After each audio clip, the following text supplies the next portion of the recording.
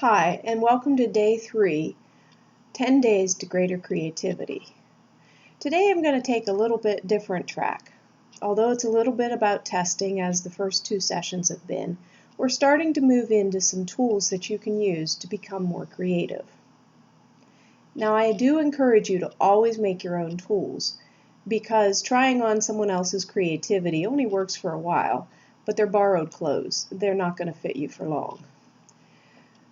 What I want you to do is think about all the books and all the resources you have for creativity, whether it's videos, whether it's seminars, whether it's just speaking with someone who's creative.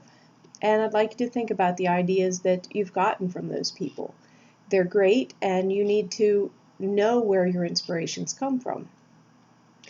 But today, I'm going to ask you to also think about uncreative things. I want you to think about the places where you least feel creative, or you feel like you just can't do creativity at this place or at this time. Maybe even with these people. Think about that, because that's what I'd like you to work on today. That's what I'd like you to write down. Now, in the first session, we talked about how people might be hiding their creativity, and there's a lot of talk about finding creativity as if it's hiding or something that you really have to look hard for. Well, there are admittedly places where there do seem to be less examples of creativity, and it might not be possible to look and find creativity in these places, but these are the places I'm going to ask you to go. Why?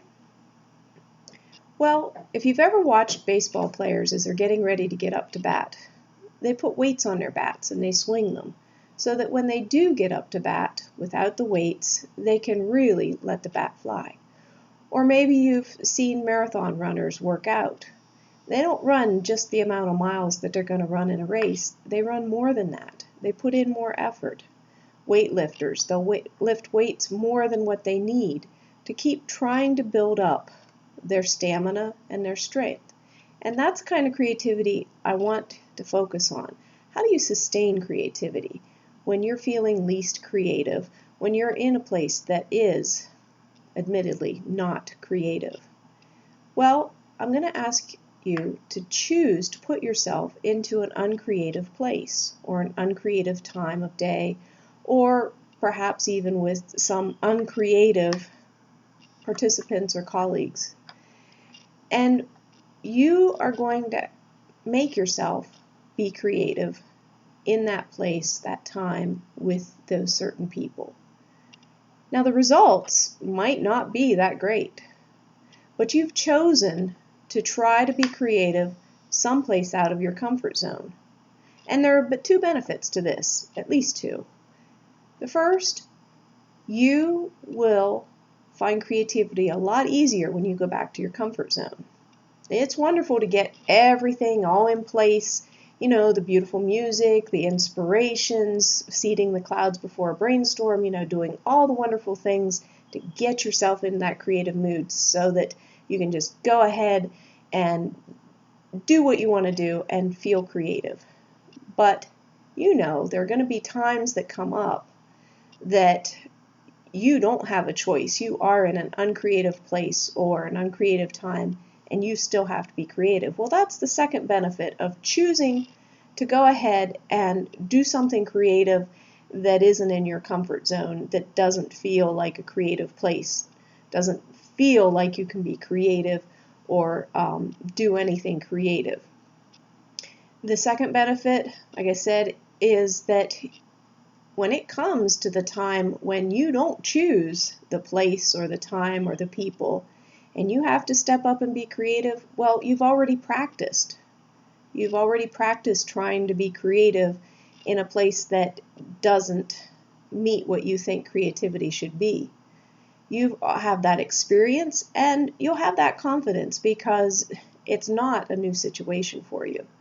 It may not be chosen when it does happen to you, but if you've already pre-selected and pre-tried out and practiced being creative in an uncreative place or time or with people, then you will have the benefit of it coming easier to you that time as well.